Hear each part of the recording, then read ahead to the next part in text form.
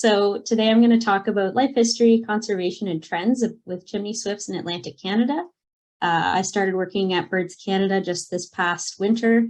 I started as a technician and now I'm an outreach and data specialist. And I basically got there because I really like yelling at people about birds.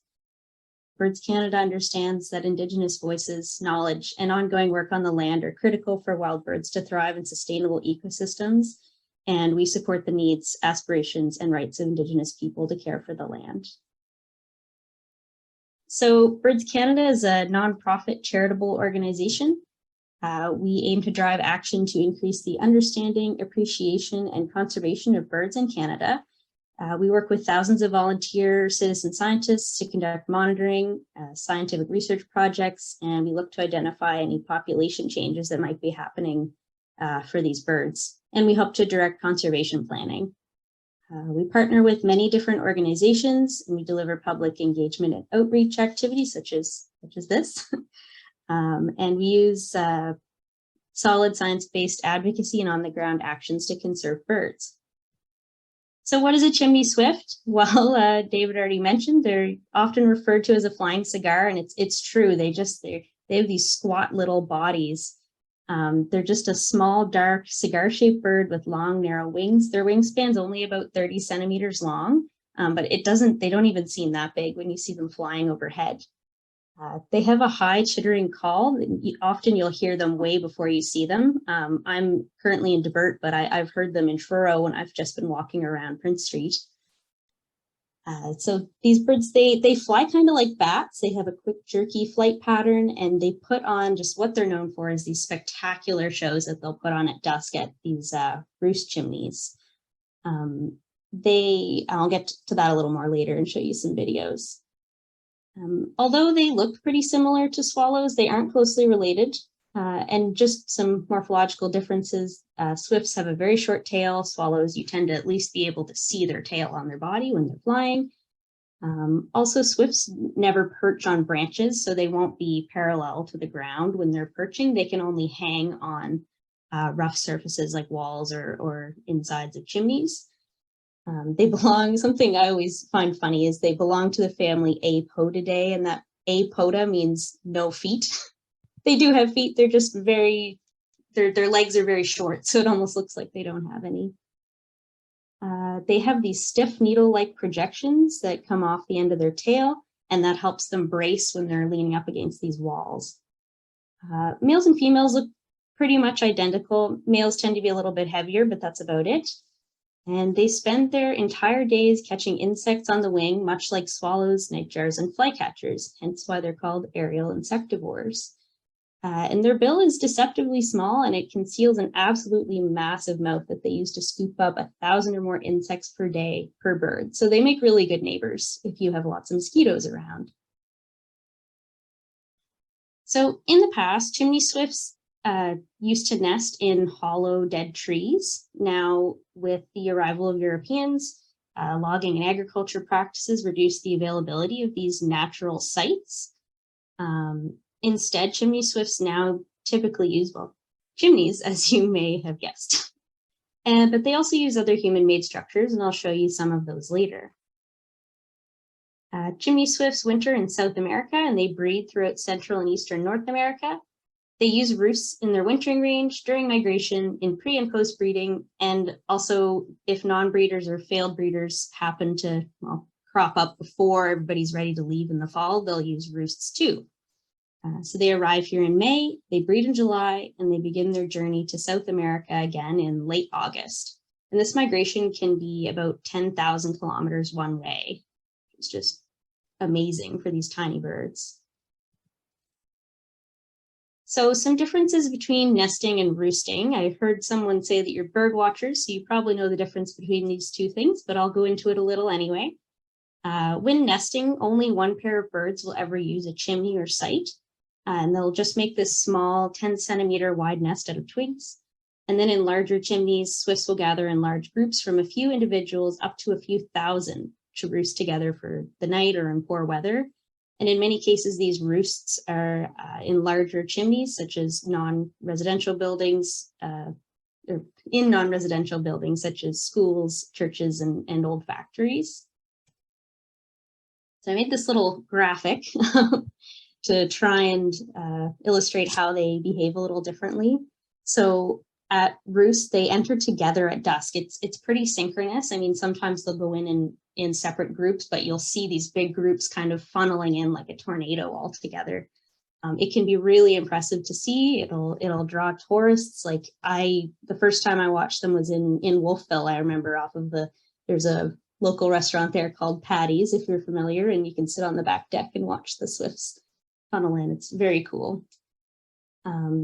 So they'll roost together in the chimney overnight, but they'll also spend time in there during the day when the weather's too cold or too wet. They leave in the morning, but it's not as much of a show, so you don't have to worry about getting up super early to watch the show again. You have to wait till the next evening to watch them. And you won't usually see them going to and from a roost chimney during the day. This is more of like just dawn and dusk. And another important distinction is that they mostly use roosts when they arrive from spring migration and again just before they leave in the fall. So you'll see these like peaks of activity at these roost chimneys. So here's a video. I hope it plays because I've been having trouble with it. Oh yeah, there we go. It's probably fuzzy, but you get the idea. This is a lot of swifts. This is in Sussex, New Brunswick. I watched I believe I have a figure with it later, but I watched an amazing show of 900 birds going into a chimney in New Glasgow this summer. It's just incredible to watch. Oops. Play it again on me. Okay, so that's roosting. So for nests, they nest in July and only one pair will use the nest chimney in this case. So typically you'll see the same pair of birds entering and exiting the chimney throughout the day as they leave to hunt for insects, feed themselves and their nestlings, and you won't just see it at dawn and dusk. And as I said before, birds that fail to breed, they'll return to roost chimneys, which kind of accounts for any activity we see in between those migration peaks. So nesting's pretty cool. They begin breeding at the age of 2. They're monogamous and they return to the same nesting site each year if it's still there.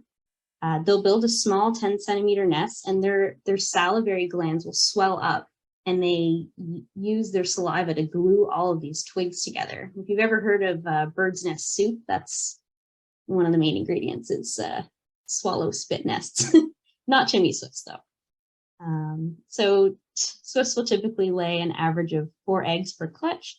And here in Nova Scotia, they typically have just 1 brood per year, but in places where the breeding season is longer, they might be able to produce 2.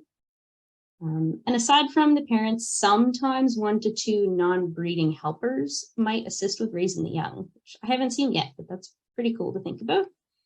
And usually around 70 to 86% of nests here are successful, with about 3 young surviving to fledging. So I mentioned that they may use other things for nesting and roosting. They might use barns, silos, rock crevices, and the craziest one I've heard of is a well. I got to go see a nest this summer in like kind of the New Ross area, and there was a nest in the barn, and there was also the woman who owned it said that the swifts would roost in her barn as well, which would just be really cool. They were some amazing stewards for the swifts. So on to the sad things. While some birds are doing well and even increasing, many species and groups have been declining across Canada since the 1970s. And this includes the aerial insectivores. You can see them at the very bottom of this plot. They've had a 59% decline since 1970. So just to put this in perspective, aerial insectivores as a whole, so not just swifts, represents about 160 million individuals across Canada and the US, and that's up to 2019. So a few more years to tack on to that number as well. So in general, I said they've had this 59% decline, but chimney swifts have declined 90%, which is pretty scary. That's a very large decline. There are some local populations in urban areas that are stable and increasing, and we've kind of seen some more stability lately, which is good. Globally, they're listed as vulnerable. In Canada, they're listed as threatened, and then here in Nova Scotia, they're actually endangered. And there's a number of contributing factors rather than just one cause. but I'll get to that here in a second. So one cause is the decline of aerial insects. If there's no food, can't eat, can't have babies, can't increase your population. So the decline of aerial insects is thought to be due to widespread pesticide use and changes in weather due to climate change. And also sometimes the insects will emerge before the swifts get back and vice versa. So there's kind of a timing mismatch that can happen as well. So this kind of leads into the next point is both aerial insectivores and aerial insects are sensitive to changes in climate variability. And so climate change can cause increased frequency and severity of weather events, which can cause, well, we just saw with Hurricane Fiona, birds getting picked up and put somewhere they were not supposed to be. That's very exhausting. And if they don't die from the cold and the hypothermia and the rain, they will probably die from exhaustion. So, and in addition, like when the birds are actually here nesting, heavy rain can also destroy nests. And here's something that we can actually help with fairly, I say easily, it's not necessarily easy for the individual, but habitat loss is a contributing factor. This can come in the form of lost chimneys due to conversion to different heating sources and capping and lining of chimneys. So like David said, if there's a cap on your chimney, the birds can't get in. But in some cases, this is a good thing. So also, of course, there's loss by the demolition of old chimneys and old buildings with these large chimneys that were favored for roosting, like in factories. And many of the chimneys used by swifts that are really good for them, they were built prior to 1960. So if they haven't been renovated, they're probably not in very good shape at this point. And if you're relining an old chimney, metal liners are the most popular choice. And this is because they're more cost effective, they're flexible, they're pretty easy to replace as opposed to other methods. But chimney swifts can't grip smooth metal surfaces. So if they get into a metal lined chimney, so say that they bred in this chimney for the last 2 or 3 years, they come back, they try and go in and they can't get out and they get stuck. They either come inside your house and everybody's unhappy, or they get stuck in the chimney and die. So if you have a metal liner in your chimney, please cap it. That's the point of that. So in addition to that, new houses don't really need masonry chimneys. It's just not something people are usually putting on new builds. So there's no new human-made habitat replacing the old. It's an interesting issue. It's like we've destroyed their natural habitat, and now their human-made habitat is also leaving. It's very an interesting problem. So I said before, but they prefer to return to the same nest site each year. So it's important to keep as much of this habitat available as possible. And I'll come back to that a little bit later of how we're helping with that. So in addition to the loss of human-made habitat, there is no new old growth forest habitat with large hollow dead trees. And outside of their breeding habitat in South America, logging and forest fires reduce their roosting habitat in the Amazon. So for all these reasons, regular monitoring is important to detect population changes, both now and also when we actually start trying to see how our conservation measures are working. So I work with the Birds Canada Aerial Insectivore Conservation Program, which is a bit of a mouthful. I don't just work with chimney swifts, it also covers swallows, flycatchers, and nightjars. Mostly I just deal with swifts and swallows though. So the goals of this program are to monitor population size and trends, support and encourage stewards who protect these aerial insectivores and their habitat. And we also try and engage the agricultural industry and promote beneficial practices. So one of our goals is to increase our communication with municipal councils and community groups to improve habitat stewardship. So as an example, my colleague and I gave a presentation to the Municipal Council in West Hants. We told them about chimney swifts and their declines, and we showed them a graph of the roost in their area and the counts, and people were just like, wow, I want to see that. And of course, it's really cool to see. So anyway, they then they wanted to help. So we asked them if there was a way for us to share information about existing sites. So both us telling them, here are some locations of known nest and roost sites in your municipality, and also for them to tell us if they A, hear about them, or B, if people apply for, say, permits to alter the habitat that the swifts are using. And they agreed to that. And later they got back to us and they discovered that they could actually go into their online database and automatically flag these properties so that if someone applied for a permit to say, demolish something or build a new structure, they would get notified and then they'd come and talk to us. So that was a good success this year. We haven't had to make use of this system yet, and we're hoping to get more municipalities on board, but it's really useful to have in place. And then, much more simple than saying aerial insectivore conservation program, SwiftWatch. So the SwiftWatch program, it's a citizen science monitoring and conservation program, and we provide volunteers and community groups an opportunity to act as stewards for chimney swifts. It began in 2010 in Ontario, and here in Nova Scotia and also in New Brunswick, we have Maritime SwiftWatch, which started in 2011. So this SwiftWatch brought together a lot of different organizations that were all monitoring swifts, whether it's universities or other naturalist groups. And they developed this standardized protocol that I'll talk about a little bit more later. But this standardized protocol allows us to get population estimates and population trends. And also just on top of all these counts, we're trying to support stewardship and evaluate ongoing conservation measures. We're very dependent on volunteers and landowner support. And we have partner projects in Quebec, Manitoba, and even the US. So I've kind of touched on most of these, but we have some goals. So with the help of volunteers, we collect data at roost sites to help look at population trends over time. This allows us to determine kind of a measuring stick for evaluating conservation action effectiveness. We search for nest and roost sites for stewardship and monitoring. We support landowners and volunteers as stewards for chimney swifts and their habitat to maintain high quality nest and roost sites. And finally, we facilitate research through partners to guide recovery efforts.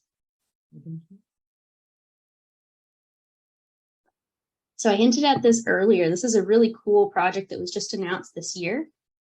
Chimney swifts tend to use the same sites year after year. And as I said, a lot of chimneys and even barns are disappearing. I mean, just with the hurricane that just passed through, there were a lot of barns on the North Shore that were destroyed.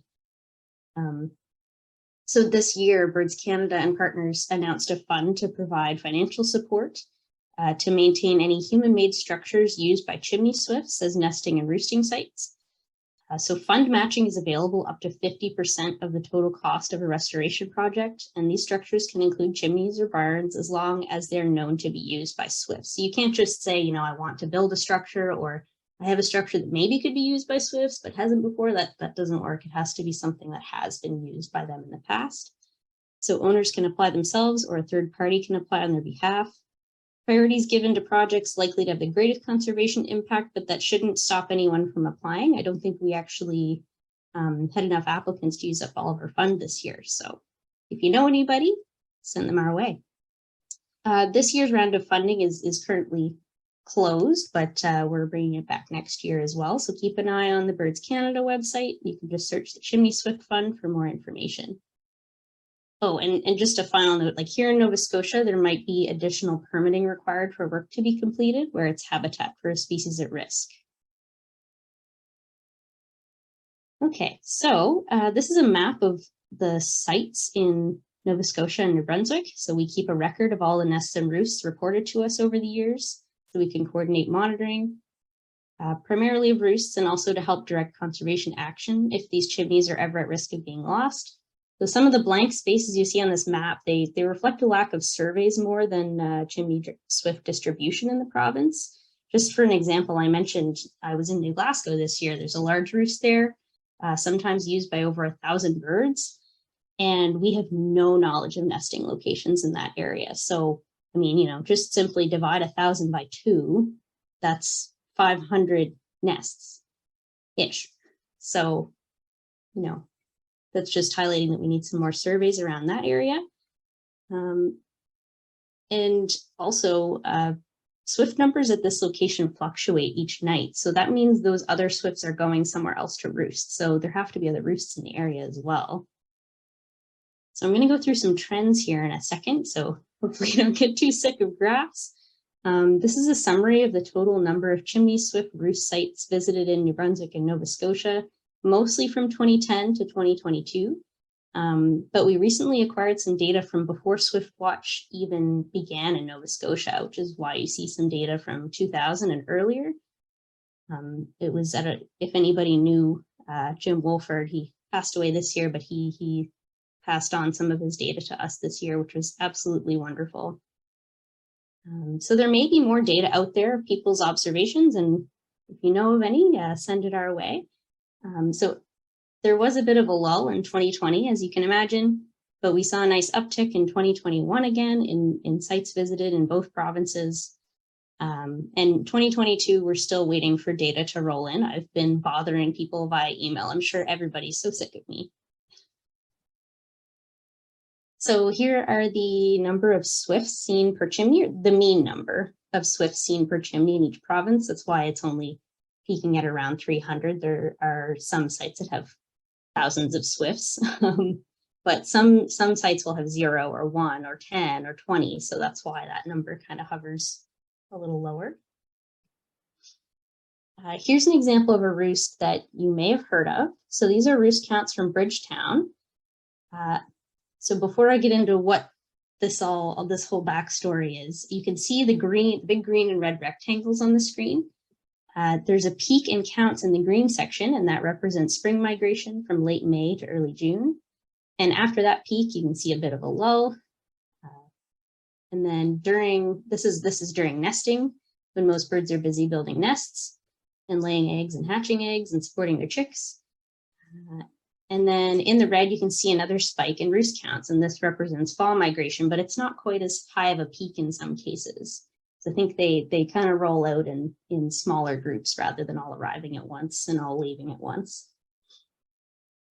So in 2019, there's a high school in Bridgetown that was just before it was slated to be demolished. They discovered that there were chimney swifts using the site, and they numbered in the hundreds, and they said, wow, this is incredible. I mean, we have to do something. So a panel of experts came together and quickly made a plan that resulted in installing an artificial roost chimney nearby just before the building was demolished. So they actually kept the old chimney up for 2019, but they capped it, and they had this new chimney nearby. It was amazing how quickly it happened, but I will say it was incredibly expensive. So they did their absolute best to replicate the original chimney, because as humans, we can't know why a bird might like a chimney. We can guess at some of them with experiments and observation, but it could be as simple as they like the view or the smell of the chimney, and we just can't possibly know that. So for these reasons, artificial chimneys aren't always successful. And if possible, it's always best to leave an existing chimney in place, because they do return to the same sites every year. So in this case, it wasn't possible to keep the old chimney up. So once the old chimney was closed, they did rigorous monitoring from 2019 to 2021. And thankfully, the artificial roost was adopted by Swifts, and they had similar and sometimes even higher numbers than the original chimney. So that's awesome. This year seemed to be a little bit lower, but it seems like the Swifts were moving around a little bit this year. We need to find them. I'm just going to give a few more examples of roost chimneys. So this is a pretty famous one. It's the Robie Tufts Nature Center in Wolfville. It's just a freestanding chimney. It used to be a dairy processing plant, but then the building was demolished in 1989. And then they reinforced the chimney and put this awning around it with all the signage. It actually, I think they repainted it. It's some teal color now, but it was just this year, so I don't have any new pictures.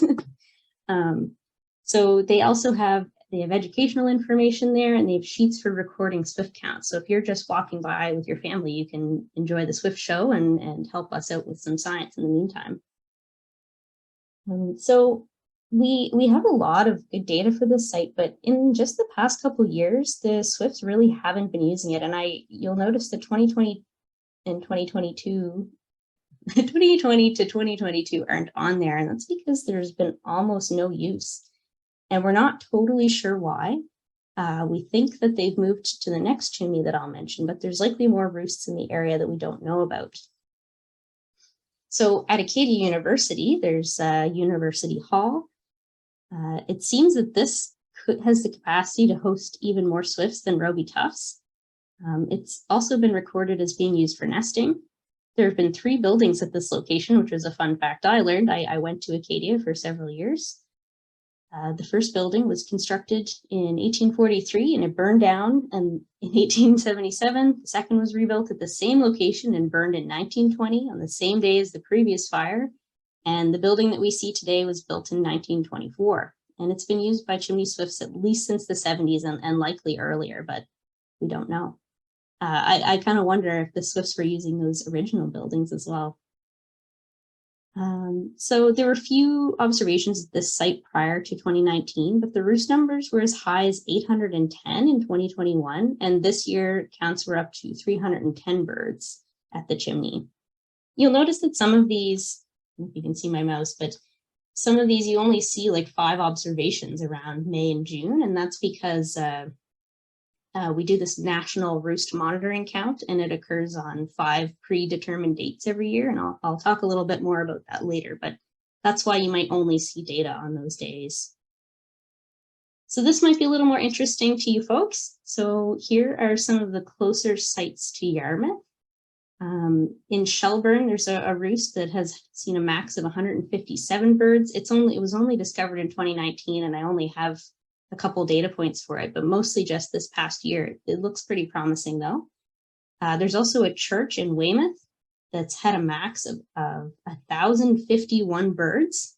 And I'll just say we have very few nesting records around this area. So you guys should get out looking if you're looking for some things to do in the evenings in May and June and July and August. There are also some sites in Carleton and Ohio, but they're also under monitored. But I believe they were found by Mersey Toviatic Research Institute folks and then some volunteers and staff. And I also wonder if in some of these areas they're using natural habitat as well. It'd be really awesome to see. So in 2021, we had 45 volunteers with 95 assistants conducting roost and nest surveys, which is awesome. In the past couple of years, we saw fewer volunteers in some areas, and the 2020 National Roost Monitoring Count didn't even happen just because of the timing and COVID. But the effort that we saw from those able to get out was awesome. So thank you to anybody who has volunteered, and we look forward to seeing new and returning volunteers in the field next spring and summer. We are still waiting on some 2022 data, so that's why I told you about 2021 instead. So how does it work? If you're looking to locate new roosts or nests or monitor those sites in your area, we have different protocols. So roosts are easiest to detect in late May and early June, just when you see those big peaks, and then again in late July through to kind of like late August. You might see birds entering roost chimneys in between, but the numbers are likely to be lower, as I mentioned, because everybody's off breeding. So if you think you've found a suspected chimney swift roost, you should visit the site at least half an hour before sunset. And if it's kind of a cruddy weather day, you should visit even earlier because the swifts might tuck in earlier than that. So you visit the site before sunset, and if you see swifts, you stay and count until 15 minutes after the last swift enters the chimney or until it's too dark to count. I've found in a couple sites I had to leave after it was too dark to count. There's always the odd straggler that keeps coming late. So roosts can range anywhere from a few individuals up to a few thousand. Like this can be, you might have one bird using a roost. So not every roost is going to have these huge, amazing numbers of birds I was talking about. So if you are looking for a roost site, don't get discouraged if you don't see very many birds. The same method is used during the National Roost Monitoring Count. So this is conducted on the same dates across the breeding range in Canada. So that's Nova Scotia, New Brunswick, Quebec, Ontario, and Manitoba. The dates for each year and the SwiftWatch protocol that I was just talking about are available on our website. We add up the Chimney Swift counts from each of these dates to get a minimum population estimate for Canada. So because I call it a minimum because there are roosts we just don't know about. There are roosts that aren't necessarily monitored. So we can't say that it's their average or even maximum population. So outside of these dates, though, we still monitor roosts to get a sense of activity at each one. And yeah, would gladly accept observations outside of those national roost monitoring dates. It's really good information to have. So Chimney Swift breeding typically happens in July, so that's the best time to detect nests. So like us, Chimney Swifts like warm, windless, cloudless days, unless you're a redhead like me. But those are the best times for watching swifts coming and going from a chimney as they feed their young.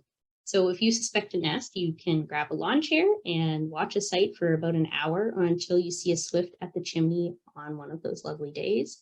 And to confirm nesting, you need to see swifts using a chimney on at least 2 days. Can't just go once, because sometimes they're just checking out a chimney. So it's good to let us know, even if you don't see swifts at a site, so we have it for our records. Like if you go to a chimney and you put in the effort, you might as well tell somebody about it. So if you would like to get involved in helping us to collect more information about chimney swifts, please contact us at the email below, just marswifts@birdscanada.org. And David also has my email, which you guys are welcome to use. We can chat about roosts that you can help to monitor in your area, or you can help us look for more. So also keep an eye out for nesting behavior, and you can report it to us by email. You can report swifts nesting on eBird, or you can, if you join Birds Canada, we'll tell you how to do this, but we have an online database called Nature Counts that we use. So this helps us keep an up-to-date record of nest and roost locations. Something I don't have up here, but you can actually reach us on Facebook as well. There are 3 of us that monitor that page, so it's pretty quick if you want to message Maritime SwiftWatch. So just to finish off, we'll share a video. This was taken by Christine Hannafin at University Hall in Wolfville. So Christine was an aerial insectivore field technician in 2021, and she traveled around New Brunswick and Nova Scotia. Each summer, we hire technicians in Nova Scotia and New Brunswick to monitor and search for nests and roosts and to engage with the public and landowners. So it's a fantastic summer job. Yeah, this is an example of a little less dramatic chimney entrance. Oops. Okay, so here's some of our contact information, and many thanks to all of our partners that help all of this wonderful work happen.